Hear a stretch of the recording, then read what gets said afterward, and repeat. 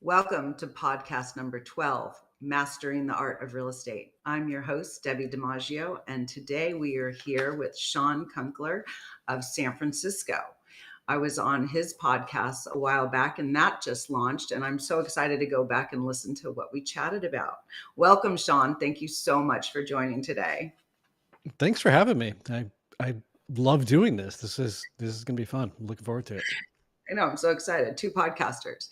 All right, let's introduce Shawn. Shawn, an East Coast native who traded Connecticut winters for California's sunny skies in his early 20s, Shawn has cultivated a deep love for Northern California and all that his community provides. Mastering the art of customer success in his previous career, he pivoted from luxury athletic clubs into the real estate realm in 2017 and never looked back. Serving the same discerning Bay Area clientele, Shawn has honed the keen ability to anticipate clients' individual needs and identify the right course of action to achieve success. Driven by a strong desire to help others put down roots in their beloved community he calls home, his passion for real estate is palpable. It is evidenced in the way he thoughtfully guides clients through the home buying process, advocating every step of the way. An accomplished martial artist and published author, the motorcycle enthusiast loves riding up the coast, visiting museums, and hiking Bay Area trails on the weekends. I always love listening to people's bios. Even though you know someone, you really get to know them deeper when you actually get to go deeper into their bios. It's awesome. And nothing makes me more uncomfortable than hearing my own bio. Absolutely, 100%. It makes me cringe every time. It's like, okay, can we get past that? I'm so sick of hearing about myself. That is so true. Well, it was wonderful. Okay, as always, real estate agents come from all different walks of life. A couple weeks ago, I interviewed someone who actually started out of college, which was so impressive. But a Oh, lot of us come from different jobs and careers. One of my friends was one of my podcast guest. She had a long career. I think it was an IBM. She went into retirement. She started doing charity work 100% of the time. And someone said, why don't you go into real estate? You'd be really good. And charity work does actually correspond very well with the real estate. Very similar. We do very similar things in charity work as we do in real estate. And then one of my most interesting guests was on the SWAT team in San Diego. And I thought that was super cool. And then we had fascinating. some teachers, a lot of teachers. And I was with a friend yesterday who used to be an attorney. And so all kinds of different people. So when you say you came from the health world, what does that look like? What was your pre-real estate career? Interesting. I've had so many different careers to kind of meander to this point. Um, I my early career, I worked for my father's company. It was a manufacturing company. They made surgical staples. So my first career out of the college years, even before that, when I was an early teen, was basically in machining and manufacturing. And then fast forward, I moved to San Francisco to actually study martial arts and really cut my teeth in teaching and growing a school. So I was the program director, which means I ultimately did sales, membership sales, really learned customer service and identifying those needs. And then as my life and time evolved, I eventually got into the luxury health sector gyms, basically. And I was the director of membership for a pretty large network of clubs in San Francisco. And then just serendipitously, I'm the type of person who I enjoy working out midday.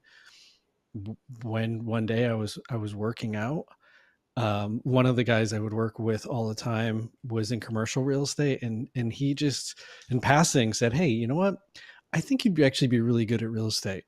And as like time and things evolved, one day he's like, "Hey, man, I'm just gonna share this with you." He's like, "I'm not trying to brag. I'm more trying to inspire you, but I want to tell you what I made in the first year." And when he told me, my jaw hit the floor. I shortly thereafter left my position and started studying and getting my real estate license.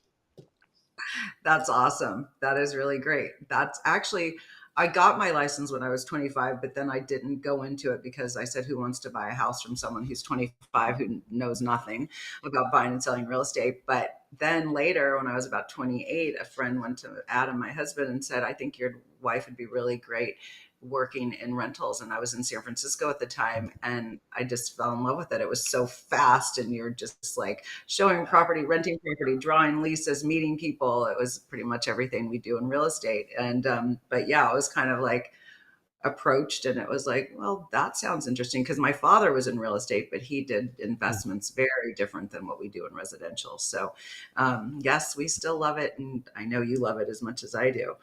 Yeah. So do you recall your first client and your first transaction? Without a doubt. It's so vividly clear in my mind. My first transaction in San Francisco was for $2.5 million, Wow. which is a very healthy price point, as we all know. Who I met that person at an open house. And to get to that point, though, I want to preface it with I figured out first and foremost which neighborhoods I wanted to sell.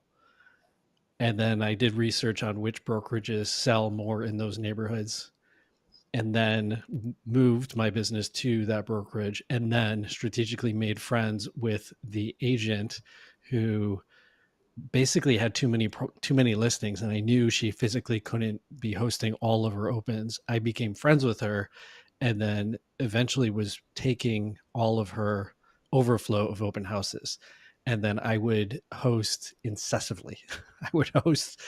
I'd be like, hey, do you want me to do Tuesday broker tour? I will host a Thursday um, Twilight tour. Do you want me to do Saturday? I can do double. We can do a morning slot and a PM slot both Wow. days. Like, I was just hustling them every which way to Sunday. And in doing that, it's, through time and through learning and trying different things and different approaches. That's how I met my client. And that was about, I think that was my fourth month, somewhere in there in the business. That is impressive. And that always goes back to when, no matter a seasoned agent or a new agent, open houses and being in front of the public are just so important. I was at a Tom Ferry course down the peninsula, and one of the speakers said he believes in open, and he's a seasoned, he does a ton of deals. And he Yeah. said, and I still can't believe what he said, but he said, I believe in open houses so much that even when I'm on vacation, I fly home to do an open houses and then fly back. I was like, I still don't That's believe it, but he wild. said it. But he said it. But they are super important. And on that note about holding open houses, now holding them open, like I'll tell our agents, hold them open Saturday and Sunday, or hold them open at Sure. least once. So important. But tell us the importance of holding the open houses for the brokers. Some people don't get that. So explain the importance of what you were doing when you were holding the agent open house in the Twilight tours. That's a great question, and I appreciate you asking that. I don't think people ask that one enough, but the end goal for that agent is representing a seller who ultimately wants to sell the property, and they don't want it just sitting there because it's a carrying cost and there's risks. And so my philosophy is always, if I'm hosting for this agent, how do I make them look as good as possible? Like, in my car, I leave cleaning supplies and brooms, and like, I want to leave that property better than when I showed up. And then I get there early, I do my due diligence, I host it really well.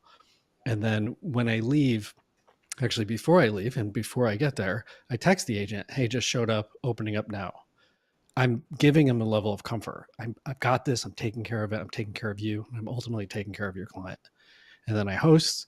I write tons of notes while I'm there. I ask everybody, if you're working with an agent, who's your agent? What brokerage are they with? I write all my notes, and then I send a text immediately following the as soon as I'm closing up. Hey, I'm about to lock up, but quick, 15 people came through. 4 of them are buyers. I collected their name. I'll be following up. The remaining are XYZ. The agents that came through are these. I'll send you a more robust report when I get home in about an hour. And so I'm setting expectations.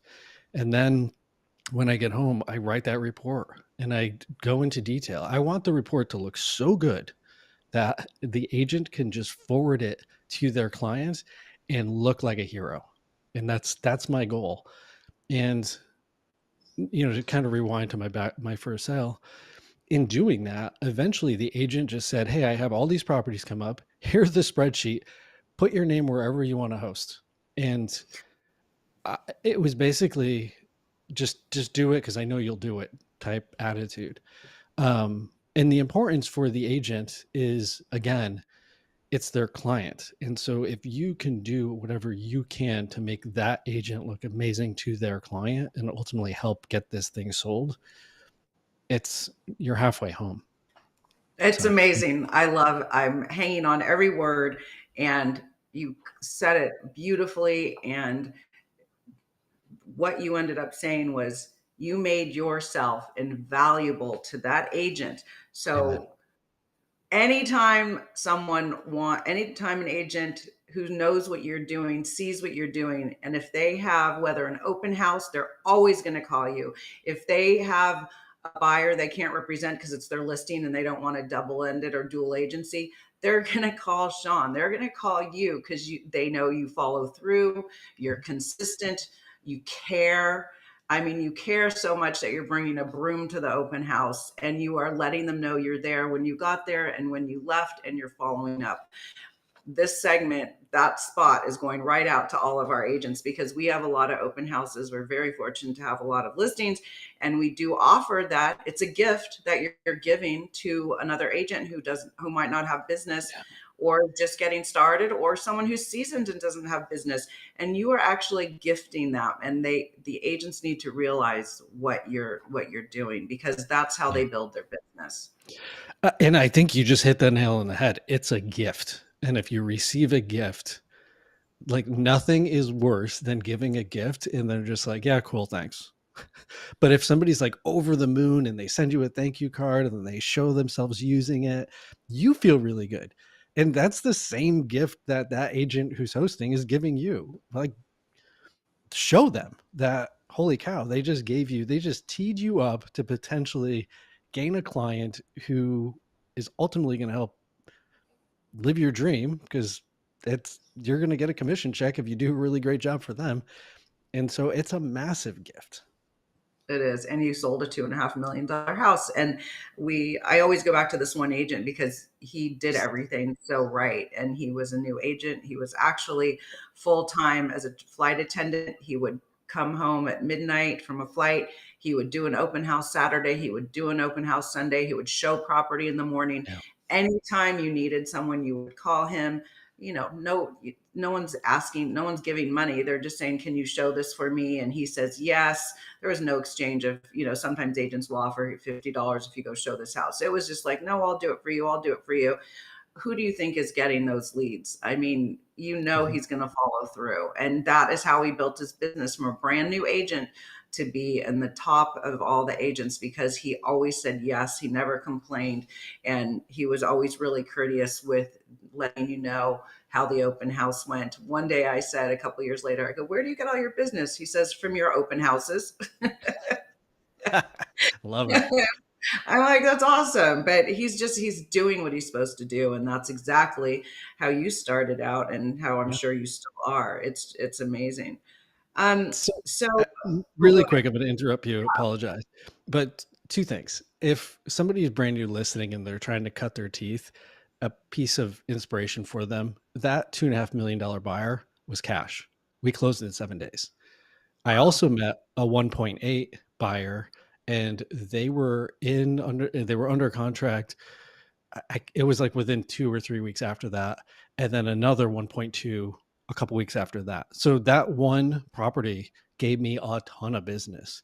And to go back to the reciprocity, that agent, she's gotten numerous bottles of wine and spa days and all kinds of amazing stuff from me as a huge thank you.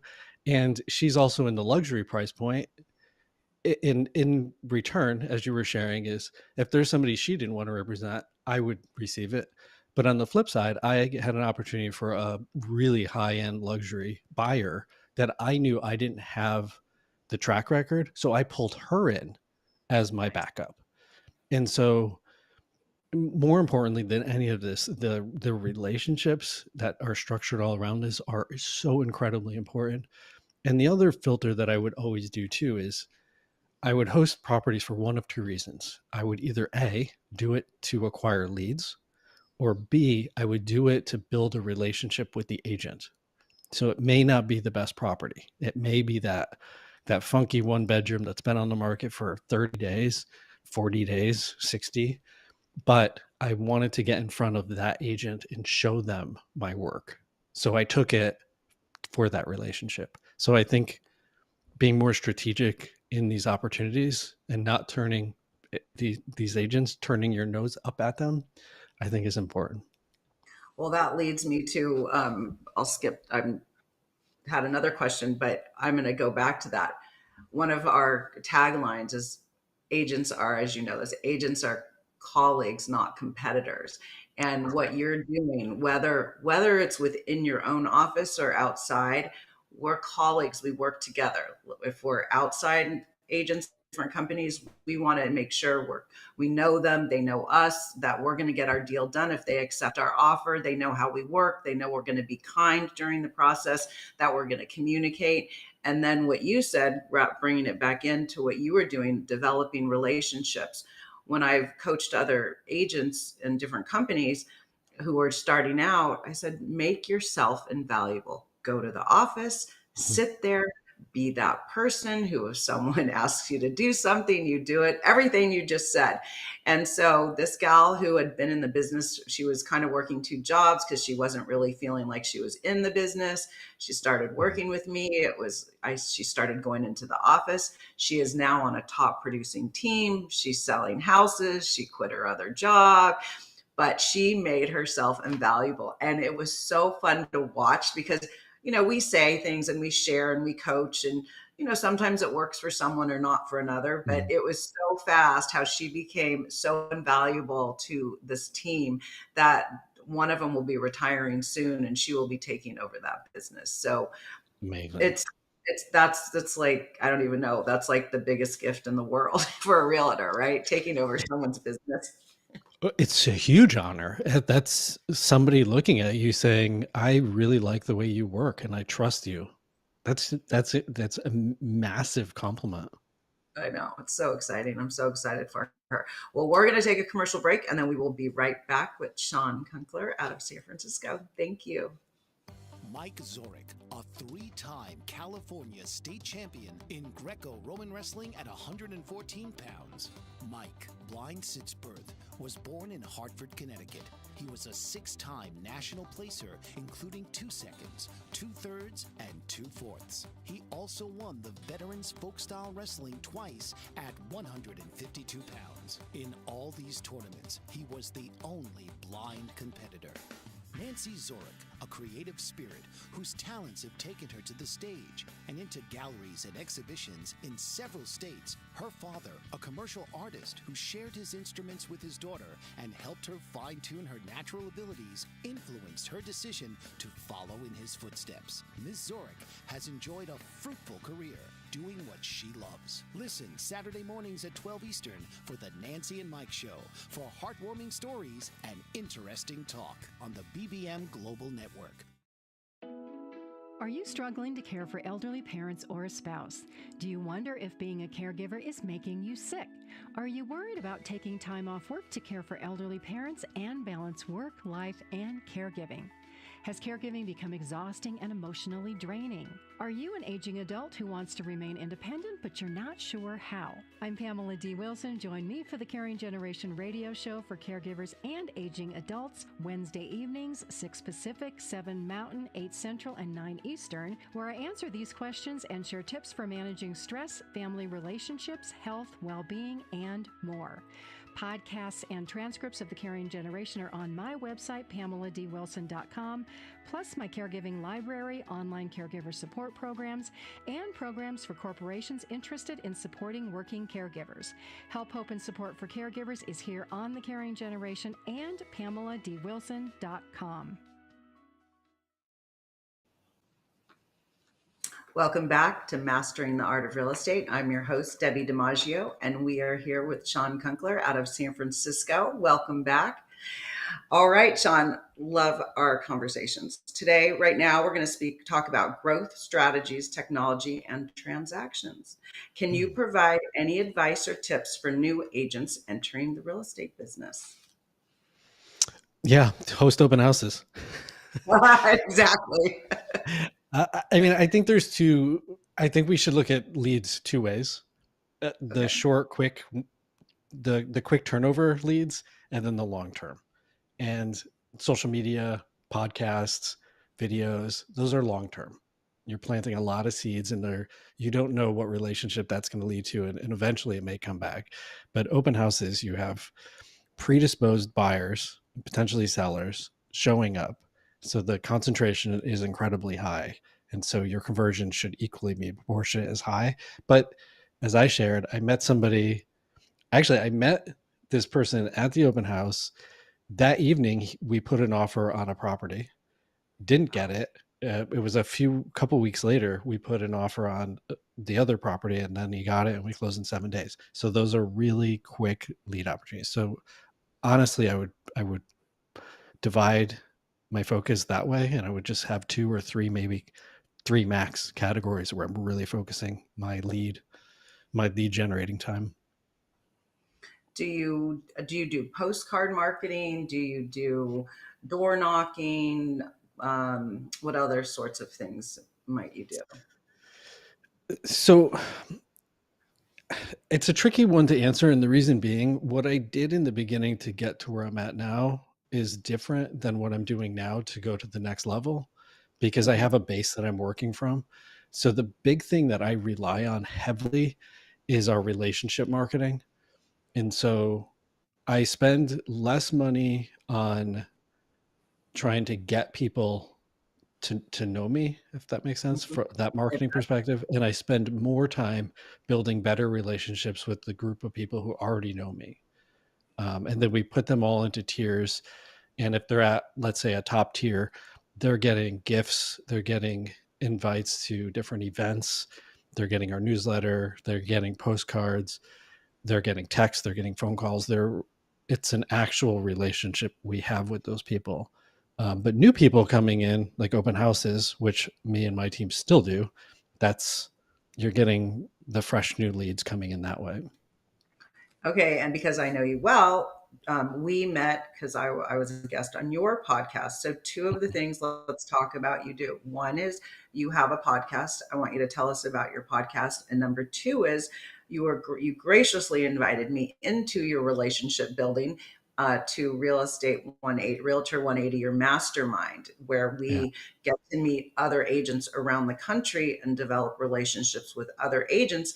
The reason we do that, as you and I know, is so we can work referrals, whether we want to refer one of our clients to somewhere else in the country, or we can assist their client and pay them a referral fee and put a deal together for them. And they know that they're going to get an agent who is knowledgeable, passionate, and experienced. So it's going to be in their best interest, them working with an agent who cares.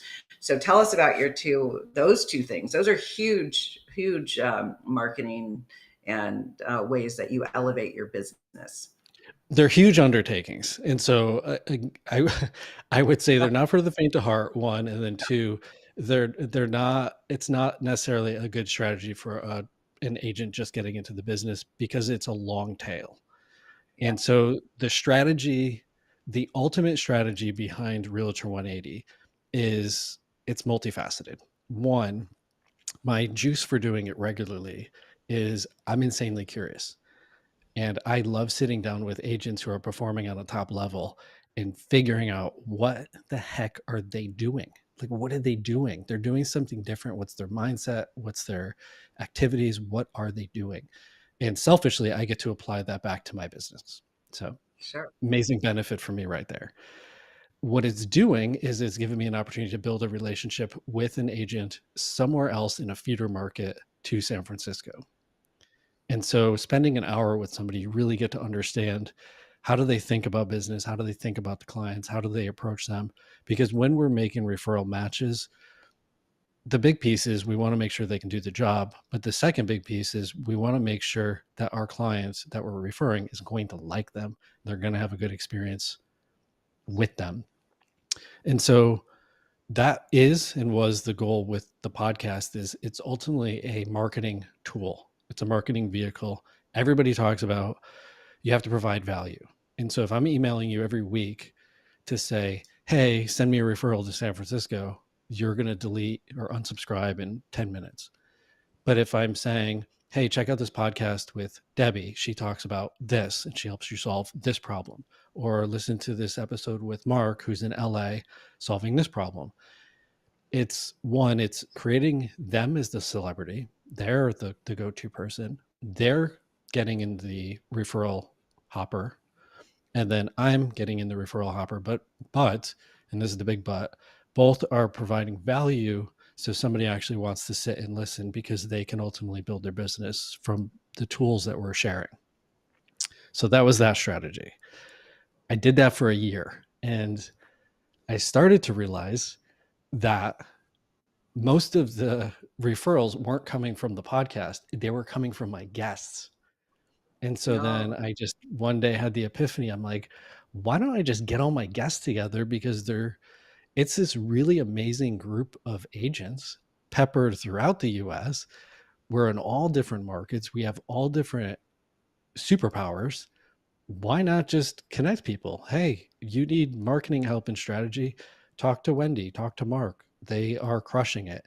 If you're trying to look for a really cool marketing strategy, talk to Amet, who's out of Miami, or talk to Jason and Brian. And anyways, it kind of evolved that way. And so we meet. That group it's a private group. It's only with past guests. We meet twice a month and we talk about, well, one part of it is actually building relationships with people. So you're on the hook to make phone calls, 15-minute phone call, to just get to know people better, which I think is important. The second part is, what's the challenge you're having in your business? And then everybody gets to chime in. So it's been a really cool experience. And the amount of referrals from that group has been staggering in a very short period of time. And how long have you been doing? I just joined, but how long have you guys been doing it? The mastermind, it only came together 3-4 months ago. Oh, it's new. Okay. It's brand new. You're ground level. Okay. Great. Yeah, so it's a very new iteration, but I can say, oh my goodness, for referral opportunities, it's in no exaggeration, it's probably around 30 million, give or take, at this point. Wow, that's fantastic. Oh my Yeah. gosh. I've got it was really fun. So what you do is in your Facebook group page, you partner us up with someone we're supposed to meet that within that 2-week period where we do a quick call. I've met someone in New York, and then I had a call with someone in Florida. And what I love about this show is and I'm going to ask you next, what I love about this show is I love to travel. And so it's really fun for me to talk to the guests in different parts of the country. And here I learned about Cocoa Beach. I think it's Coconut Grove in Florida. I knew nothing about it. And it was so fun. I was virtually traveling, and I have to circle back with Charles because he invited me to come with his family to run a half marathon with them. I think it's next February or March. And it was really cute because we found out we were both Italian. And I learned that you're Italian as well. Yeah, my great grandmother was Sicilian. Okay. And I'm 100% Sicilian. And I was just at the Italian consulate last night, which I'm going to ask you to donate $200 for your Sicilian side for the scholarship for education. I love it. Send me the link. I will. So, okay. So with Charles, I said, hey, Charles, we're supposed to do our one-on-one. Do you mind if we do it live on my podcast? And he said, no, that's great. So it's really fun. We went live on the podcast, and I'm always so curious. It was super easy. And I mean, we're used to answering questions, and it was so fun. So we just had just one-on-one was live, and it was super fun. And And I just love it. And I love your mastermind. It's really fun. And I have to get deeper and start to meet everyone. Okay, let's go to, we've talked about getting buyers, right? What marketing strategies do you use to promote and showcase your listings? That's a great question. I very much am, if you haven't noticed, I don't go after things head on. I kind of figure out the side way in to get it done. So I'll give you an example. I recently had a property in the Mission, really super cool, 3-bedroom, 2.5 bath, 2-floor condo with the kitchen, dining, living was just wide open and ton of southern facing windows. So very bright, very cool property. And as you know, agents aren't going into the office at the volume they used to prior to COVID. They're also not going on broker's tour. So they're not going out and seeing properties. And so reverse engineering this, my goal wasn't to get more buyers in the property, which I know sounds counterintuitive, but it was to get agents in the property who have predisposed buyers because that's their job. And so I sat with my team and we brainstormed, how do we get the agents of that neighborhood who've done the most sales into the property? And so we wound up coming up with, let's host an event. And then my question was, what's the value add? Why would they show up? They're not going to show up for strawberries and champagne. They don't care.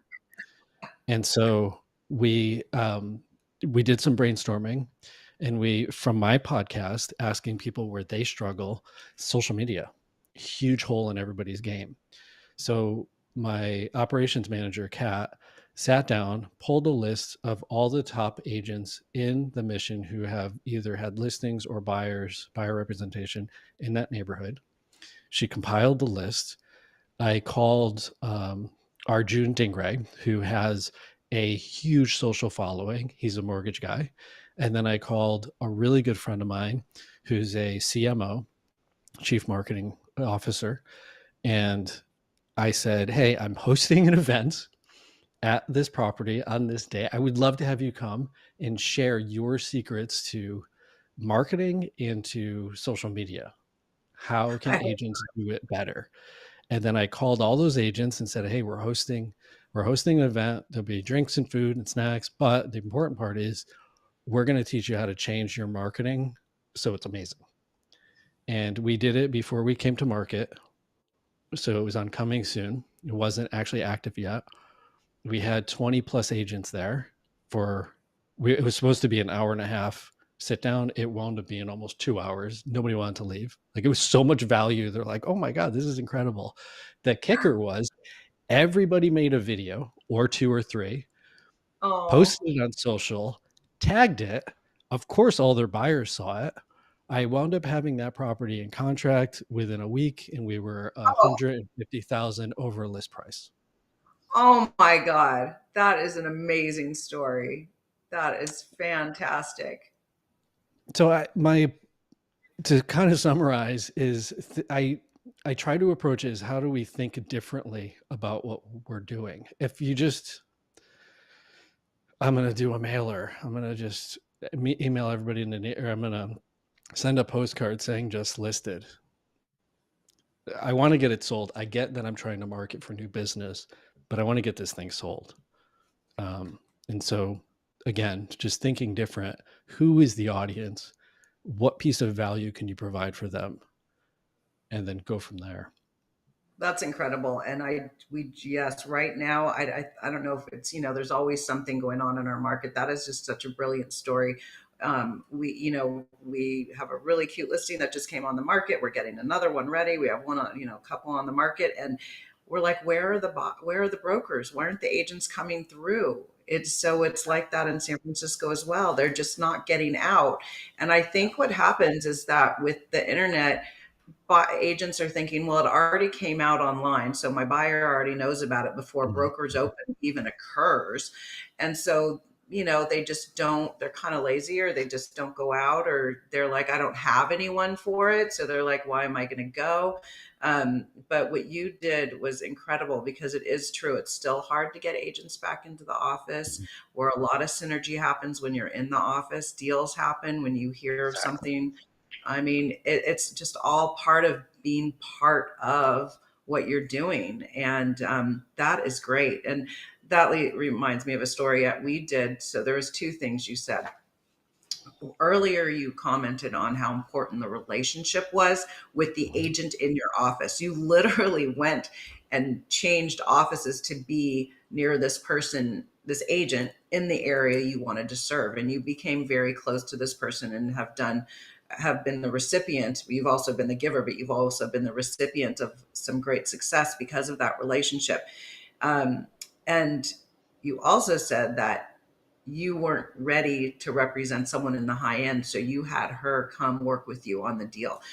There Mhm. was a deal that we were working on. The agent sold the house to the client. It was a fixer. When it came time to sell, they did not think he had the capability, because he wasn't a luxury agent. So he said, Debbie, I Mm. need you to partner with me. I said, no, I'll help you. You can do it. I'll just tell you what to do. He said, no, if you don't partner with me, he's going with another company, with someone, who's a luxury agent.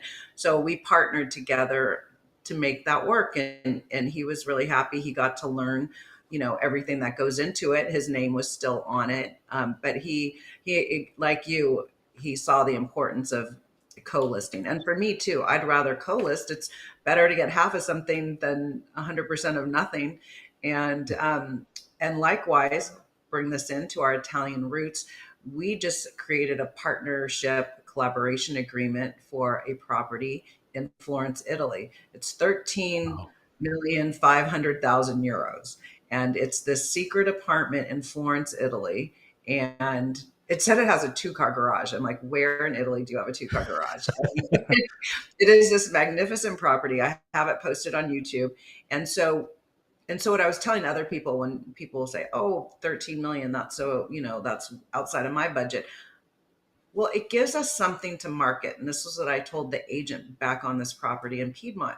He said, well, how much money are we going to spend for marketing? I said, no, that's not what it is about. We have a product, a really great product to market now. There's a story. So it doesn't matter what we're going to spend. You are now going to have content forever. I still use content from that listing. We were Exactly. all, I mean, it lives on forever.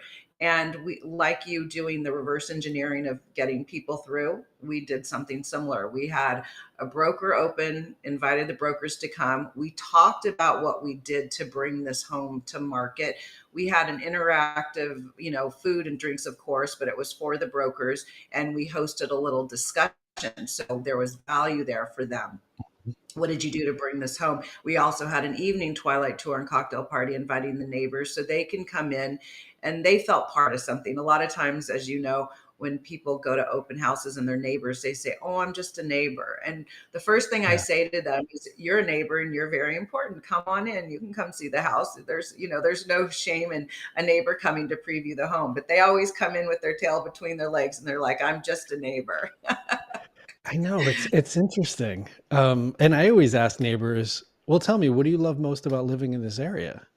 And they will Right. tell you, and that's gold. And then when the buyer comes in, not familiar with the neighborhood, and maybe you're new and you're not 100% familiar, you now know all the best secrets of that neighborhood. It's 100%. it's a slam dunk. But to touch on your point with the Italy property, is I on the team, I have a philosophy. Every property is a portfolio piece. So every property, I don't care, big, small, neighborhood, anything, there's something about it we can showcase that I can use that for my next presentation or my next conversation, because it's all, to your point, it's all about telling stories. It's People aren't going to remember these things, but they remember the story. There was a property, one of my first listings, the great grandparents, like times five. So it was like great grandparent father bought the property for 10 gold pieces. that was the story that went across everything. And people just came in because they were like, that was such a weird story. I just wanted to see the house. And so Exactly. I think stories are in our business. They're often overlooked and they're by far the most important piece, hands down. And when I wrote the blog and I had a photo, the photo goes back to the Twilight tour and it's a night shot and it shoots into the house so that you can see that in the twilight, it's nighttime and the house is lit up and you can just see people and the shadows. And I said, the home is the life of the party. Oh my goodness. Isn't There's a that feeling great? with that. There's an actual, you can feel that. That's so good. So I haven't every been. home has a I story. haven't been. 100. But the next time I go to Italy, I want to check it out. Apparently, in the northern east corner of Italy, there's Villa Kunkler. And Oh I'm my not sure gosh.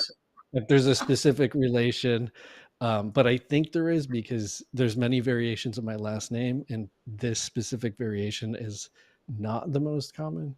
So That's so it's cool. Absolutely. Um, we are going to take a commercial break and we will be right back with Shawn Kunkler. Are you struggling to care for elderly parents or a spouse? Do you wonder if being a caregiver is making you sick? Are you worried about taking time off work to care for elderly parents and balance work, life, and caregiving? Has caregiving become exhausting and emotionally draining? Are you an aging adult who wants to remain independent but you're not sure how? I'm Pamela D. Wilson. Join me for the Caring Generation radio show for caregivers and aging adults, Wednesday evenings, 6 Pacific, 7 Mountain, 8 Central, and 9 Eastern, where I answer these questions and share tips for managing stress, family relationships, health, well-being, and more.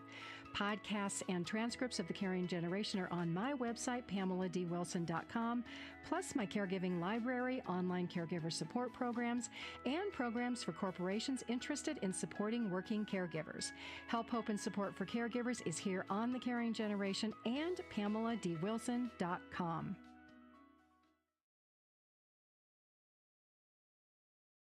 Dr. RC will share extraordinary resources and services that promote educational success, as well as making a difference in the lives of all social workers, as well as the lives of children, adolescents, and teens of today. She will have open discussions addressing many of the issues that we face about our youth and how being employed in the uniquely skilled profession of social work for over 18 years has taught invaluable lessons through her personal experiences. She will also provide real-life facts, examples, and personal stories that will confirm that why serving as a child advocate is extremely beneficial when addressing the needs of the whole child.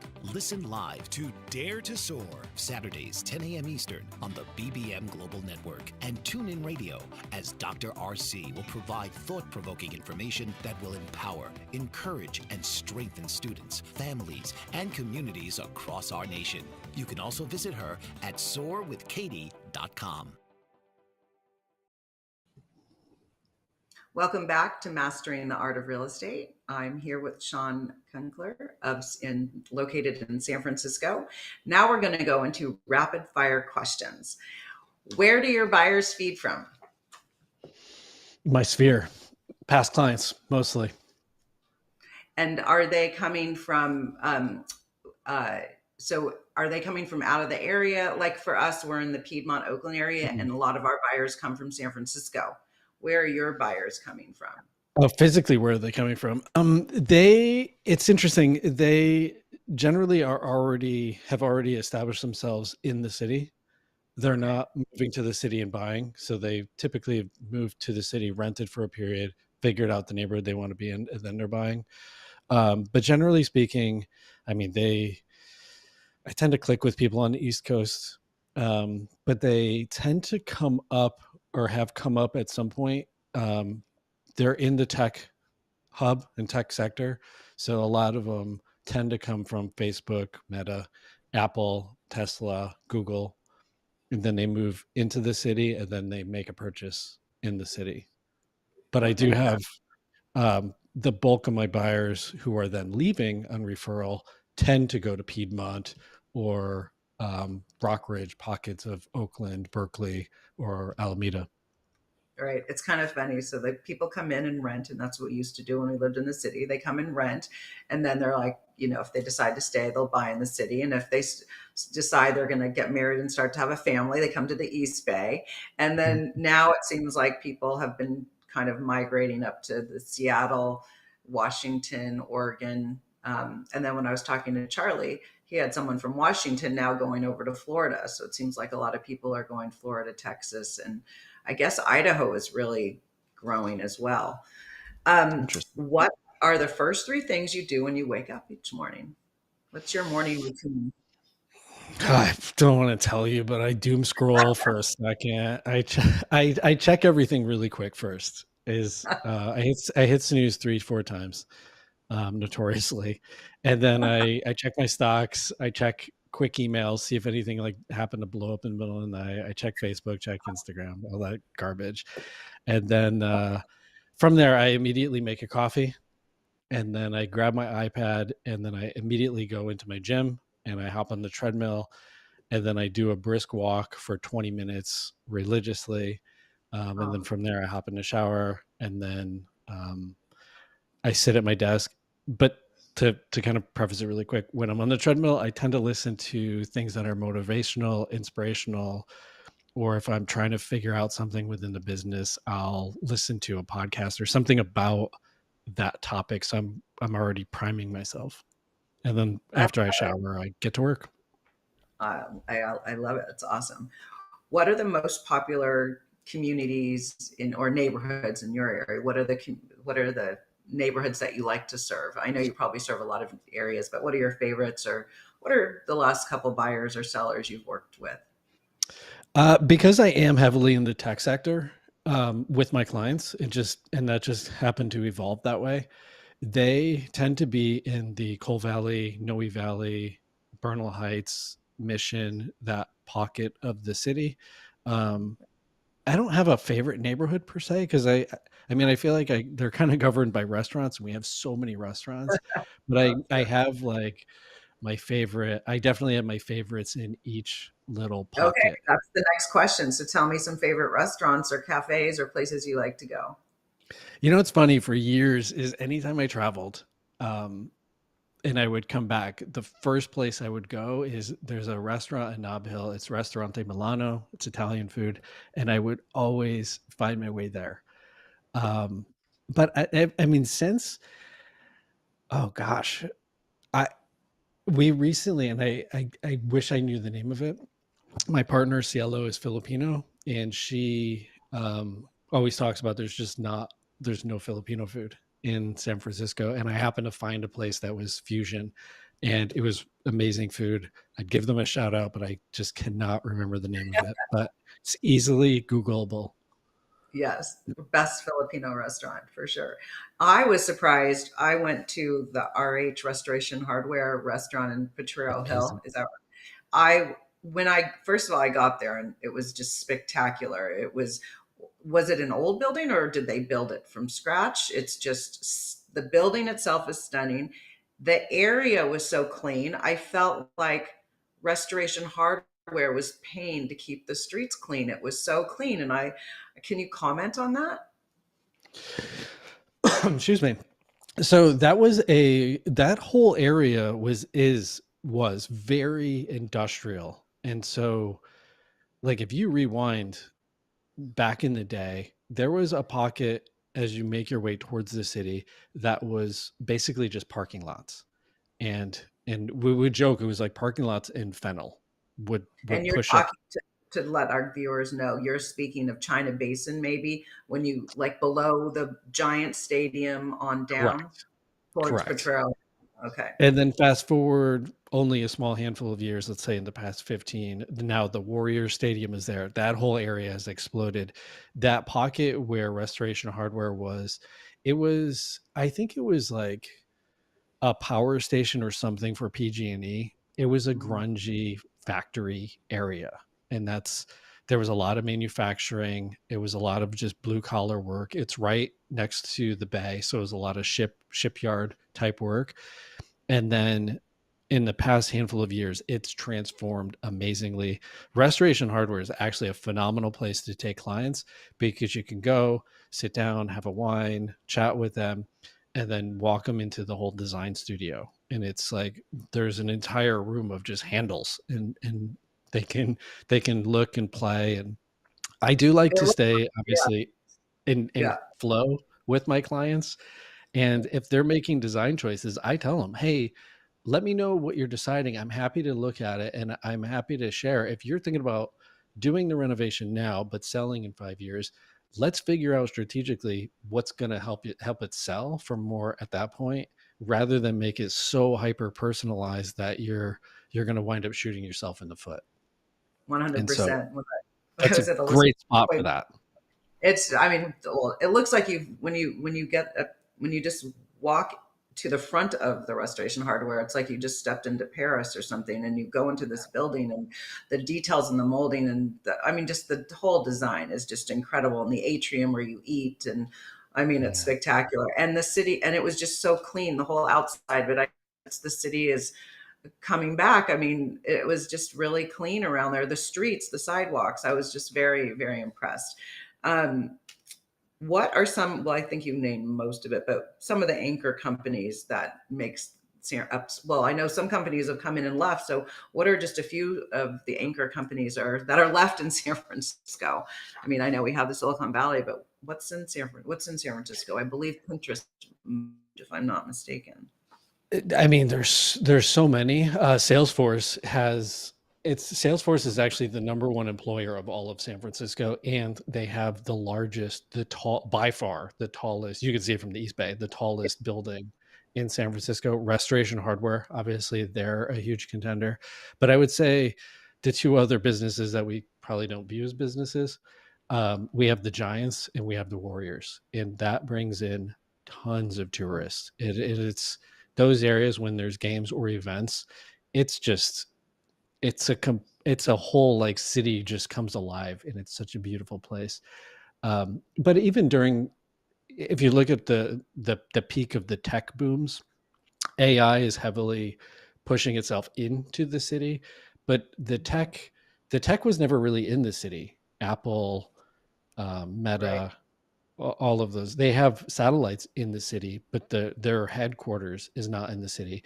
But I think ultimately, and this is just my 2 cents, is, there's different types of people. And at the end of the day, some people want to live in more rural environments and some people want to live in bustling cities. And if you work for tech and you have that yearn for a city, you're going to just live in the pocket that the commute time's a little bit less. And that's what I wanted to point out to people. Where you're serving in those areas, you're closer to getting down the peninsula, as opposed to, I thought you were going to say, of course I start thinking what you're going to say, like the areas are that people know San Francisco. A lot of people know Pacific Heights, the Marina, Russian Hill, Nob Hill. But because you do work with the tech people, it's great. You work in that area that feeds down. If the people work in Silicon Valley, but they want to still live in the city, it's just kind of, Yeah, you get the best of both worlds. And I know that they have all these buses that take people down, so it makes it pretty easy for everyone. exactly. So tell me one last question. What would you tell your younger self that was going to get into real estate? Well, good one. It's funny. I asked my guests this one, and they always have such profoundly amazing answers, and mine's probably going to be garbage. I don't know. I mean, I didn't get to real estate until my 40s, but I also feel like I wouldn't have had the advantages I've had I Right. got in sooner, because I had all those different life experiences which fed in to my success in a pretty short period of time. And so, I mean, I think if nothing else, the one thing that I would recommend to myself or anybody else is, I want to say understand sales, but it's understand conversations and understand how to navigate conversations is And really building it. relationships, right? And building relationships. Awesome. Yeah. So Shawn, how can people get a hold of you? You can find me on the interwebs. It's probably the best, quickest, easiest way. If you just type in my name, Shawn Kunkler, you'll find my webpage or podcast or all my social channels. What's the name of your podcast? It's Realtor 180. So no space. So it's REALTOR 180. Perfect. Thank And you it's everywhere. so much for being on my podcast. I look forward to going back and listening to your podcast as myself as a guest. And I really thank you for your time and energy. And this was so fun. And I can't wait to get back on our mastermind. And I'm going to go look and see who I'm supposed to be talking with next on my Amazing. mastermind. So thank you so much. Thank you for joining Mastering the Art of Real Estate. I'm your host, Debbi DiMaggio, and we look forward to seeing you on Fridays at 11 a.m. Pacific Standard Time and 2 p.m. Eastern Standard Time. Thank you. Tune in each week for another episode of Mastering the Art of Real Estate with host Debbi DiMaggio. Here Fridays, noon Eastern on the Bold Brave TV network. Tune in to where real estate matters matter.